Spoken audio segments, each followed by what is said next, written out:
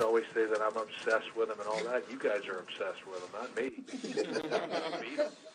But you're the ones who talk about them every single day. We prepare for them the same way we prepare for every team that we face. Do I obsess with them and all that? You guys write about, yeah, I've lost 7 of 8, so why are you even talking to me? We got no business being on the same field. That's what you said. I've lost 7 of 8 against them, so don't talk to me. Rex Ryan getting testy with the New England media during a conference call on Thursday. Skip, what's your reaction? Stephen A., my reaction as a Brady fan is it scared me. I thought that was real. I thought that was Rex at his best. Rex at his scariest to me, again, as a Patriot supporter, is not showman Rex, carnival barker, look at me Rex. It's angry Rex, and that was legit anger there. And I'm going to tell you, I'll preface what's going to happen Monday night in Foxborough by telling you the scariest game to me left on the schedule is not at Denver, it's not at Jets, it's not even at Dolphins, that last game. It's this one on Monday night in Foxborough, because I think the team built the best with the right attitude and the right quarterback to upend Tom Brady and company, and their 16-0 pursuit will be this team and this coach in this mindset. That's fair enough, but I think one of the things you're missing, Skip, is that anger that Rex Ryan feels inside of him. You know, he's a bit delusional or trying to give off, delusions of grandeur when he talks about how he's not really paying attention, to the fact that, he's treating them like any other team. They're not any other team to him. They're a team within his division that has dominated him since he has been a head coach in the NFL. They've beaten him 8 of the last 9 times. They keep winning division titles at his expense. And he came into the NFL as a head coach talking about how he's not here to kiss Bill Belichick's ring. Yep. And everybody remembered that. So it's those kind of statements that have come back to haunt him, because he's had no choice but to kiss the ring, because since Rex Ryan has been a head coach, the Patriots have been to 2 Super Bowls and have won 1. And they keep winning the division every year, where that's not the case for him. So they're not only successful, but they're successful on his watch, within his division. Yep. And all the bluster and bloviating has amounted to nothing. And nobody highlights the ineptitude of Rex Ryan, better than Bill Belichick and the Patriots. I hear you, but the one coach who has tormented Tom Brady over the years the most is clearly Rex Ryan. Now, he did bloviate ahead of the game early this year at Buffalo, and he got it stuffed right back in his face by one of the great Brady regular season performances of his entire career. But it was 40-32. Tyrod scored 32, some of them late. But Tyrod, I don't think he's afraid of Tom Brady in his own way. That's true. But they were down 37-13 before New England got a little lackadaisical. But 3 of those TDs, half of those total yards are from players that can't go. Julian Edelman, Dean Lewis. So we will see. Bingo. See you guys on Monday. Have a great weekend. Seahawks OC Darrell Bevell was very critical of Russell Wilson's performance in the Seahawks' 39-32 loss to the Cardinals. Here's what he said to Seattle Sports Radio KJR about one of the plays. We had full progression, kind of across the board for that one. We had a chance for Tyler Lockett. We had a chance for Doug Baldwin. And basically, Russell said he just missed it. Bevell also singled out other plays where Wilson struggled during the same interview. Skip, what's going on here? Stephen A., shocking criticism from the offensive coordinator of the franchise quarterback. So I'm going to give you my armchair psychiatrist theory here. Strictly from a distance, okay? I don't have any inside info. I'm just sitting back trying to read the tea leaves up in Seattle, and this is what I read. As you know, the one thing you do not do in the National Football League as a head coach or a coordinator is publicly criticize your starting quarterback, your franchise quarterback.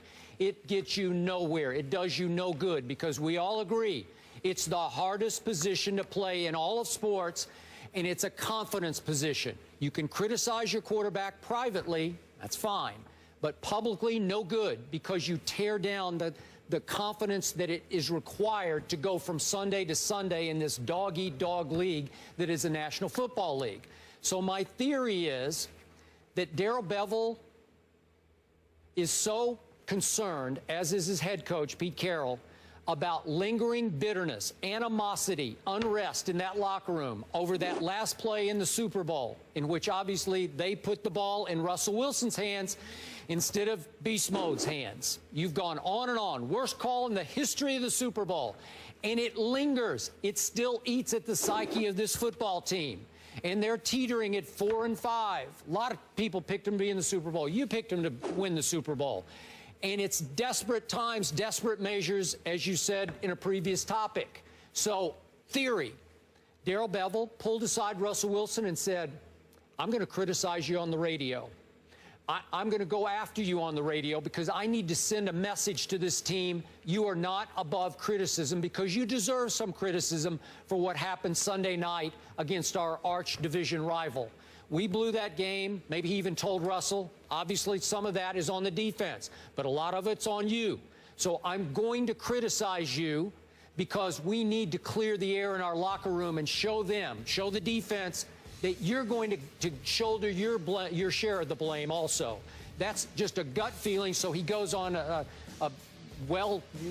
big radio station in Seattle, one that's highly listened to, and he tears him limb from limb. It reminded me of Jay Gruden on RG3 last year, when clearly there was method to the madness. Jay just wanted to send the message, he's no good. I got to go with my other guy here. And don't you people see what I'm seeing? So he blasts him publicly, just shreds him, his confidence, and whatever faith Redskin Nation might have had left in RG3.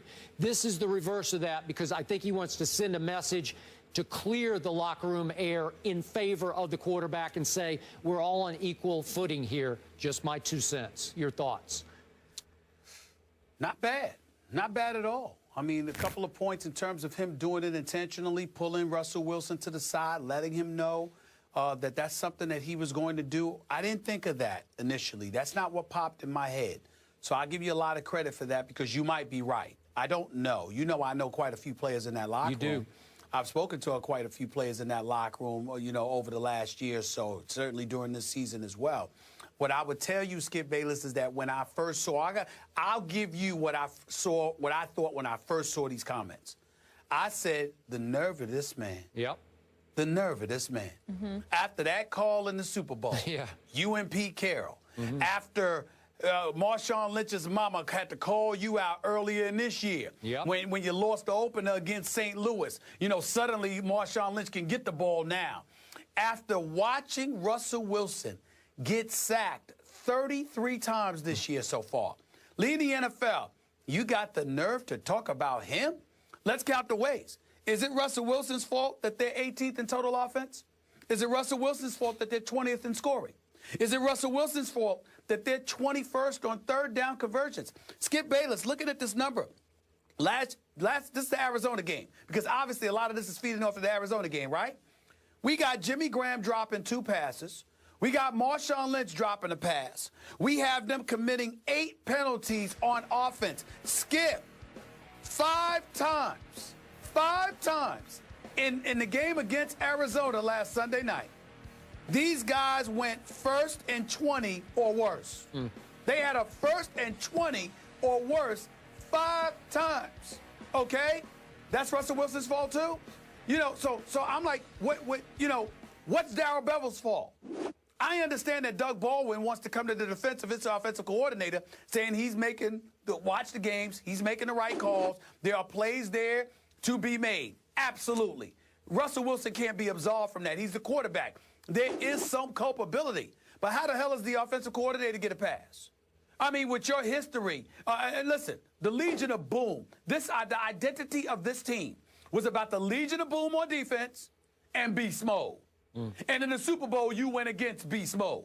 So much so, and then you got the offseason that came along, and then training camp arrived, and you didn't sign Cam Chancellor at the time. To the point where beast mode is walking around with a Cam Chancellor jersey on, all right, in support of his compatriot, all right, not to mention the fact that he was threatening to skip the first game, which I reported, because that's how disgusted he was that his man Cam Chancellor wasn't signed. Ultimately, you didn't sign him. You didn't restructure his deal. You didn't get him on board. He decided to end his holdout, come back to the team. There's some residue for that. We understand that. But that's the team. That ain't no excuse for the offense to be struggling the way they was. Whether it's Rawls or beast mode, you got Jimmy Graham added to this offense already. And you still looking like this with these penalties, this level of inconsistency. And not only that, Russell Wilson having minimal protection. You know what I saw against Arizona, Skip Bayless? I saw Russell Wilson running for his life half the time because he wasn't getting the level of protection that he needs and that he deserves. To me, that's on the offensive coordinator, too. So if you want to blame and point the finger at Russell Wilson, you might have a point with some plays, but there is no question. The vast onus of it all falls on the shoulder of an offensive coordinator who, as far as I'm concerned, has gotten too much of a pass. The only person that's been willing to call him out is Marshawn Lynch's mama. And that's it. And by the way, she wasn't wrong. She was right. Tell me what did Marshawn Lynch's mama say that was wrong? I mean, if you think about it. I mean, you don't give him the ball in the Super Bowl, but you give him the ball against St. Louis. You put him in these precarious positions, running him into the ground. I mean, what is that? Okay. So I just look at Barry Bevel. I'm not sold on him. I think he got a lot of nerves calling out Russell Wilson, but all of that doesn't matter if Skip Bayless is right that he pulled Russell Wilson to the side and said, this is a mechanism I'm going to use. I won't say anything then, but that's the only excuse he has for calling Russell Wilson out like this. If he gave him that heads up. And if you're right. If he gave him that heads up. If there's no hidden agenda here except Darrell Bevell protecting Darrell Bevell, this man, he's not just on a hot seat. It's on fire. Yeah. He's not going to last much longer. Yeah, I'm with you. That's right. Burning up there in the Pacific Northwest. All right, moving on. Will Peyton Manning step back on the field this year? Right now, he's out of the lineup and uninvolved as the Broncos prep for Chi-Town. Can Brock Osweiler get Denver back on track?